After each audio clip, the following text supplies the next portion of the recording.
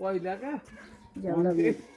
दाइलाई हो कि मलाई आयो छेपान सिया चाहिँ काँकरीको बिहा नै भनेर भन्थ्यो त्यस्तो हुँदैन क्या कसैको पनि त्यस्तो आएको छेपा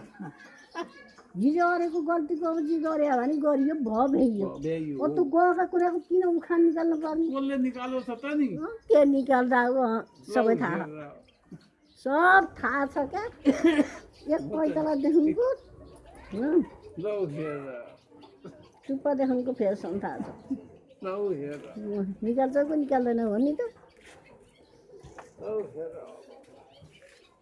हामीले त दुःख गरे भने गरियो नगरे भने गरियो गरिएन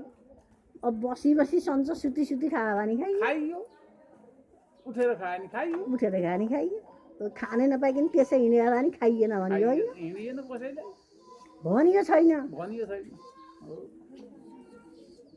जुन दिनका जस्ता दिन थिए त्यस्तै बितेको गयो अब फलानु यस्तो ढिस्को यस्तो ढिस्की यस्तै फलानी यस्तै ढिस्को यस्तै ढिस्का कि भन्नु पर्दैन क्या